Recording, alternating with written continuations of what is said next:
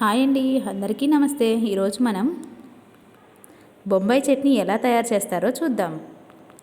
దానికోసం ముందుగా బౌల్లో చింతపండును నానబెట్టుకుందాం. కొంచెం కరివేపాకు, ఒక ఉల్లిపాయ, 2 పచ్చిమిరపకాయలు, 2 స్పూన్ల శనగపిండి. నానబెట్టిన చింతపండుని పులుసులాగా చేసుకొని దాంట్లో 1 స్పూన్ కారం,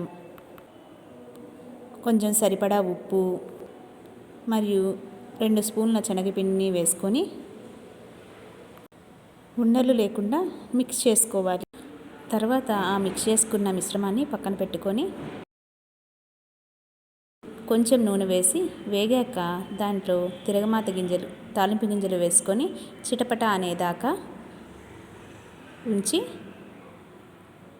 కొంచెం వేగాక మనం ముందుగా కోసి ఉంచుకున్న పచ్చిమిరపకాయలను దాంట్లో వేసుకోవాలి. పచ్చిమిరపకాయలు మాడిపోకుండా గంటతో కలదిప్పుతూ ఉండాలి. తరువాత ముందుగా కట్ చేసి పెట్టుకున్న ఉల్లిపాయలను వేయాలి. వేసి అవి కూడా బాగా రెడ్డిష్గా వచ్చేంత వరకు వేగించుకోవాలి. మనకు కావాలంటే ఇందులో టమాటా, మామిడి తురుము వేసుకొని కూడా చేసుకోవచ్చు. ఉల్లిపాయలు వేగాయి. ఇప్పుడు మనము కరివేపాకు వేసుకొని మళ్ళీ మిక్స్ చేసుకోవాలి.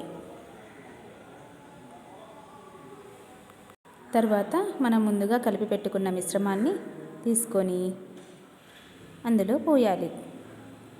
మనము ఏ బౌల్తో అయితే మిశ్రమాన్ని తీసుకొని పోసామో అదే బౌల్తో వాటర్ని తీసుకొని పోయాలి.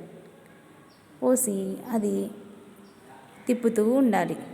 అలా తిప్పుతూ ఉంటే కొంచెం ఇప్పుడు పల్చగా కనిపిస్తుంది కదా, అది కొంచెం థిక్గా అవుతుంది. థిక్గా అయినప్పుడు ఇంకా మనకి రెడీ అయిపోయినట్లే.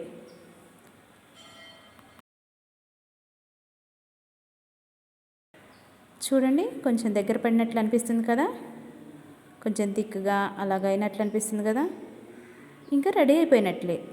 ఇంకా పొయ్యి ఆఫ్ చేసుకొనేసి మనం దోశల్లో కానీ ఇడ్లీల్లో కానీ అలా వేసుకొని తినొచ్చు.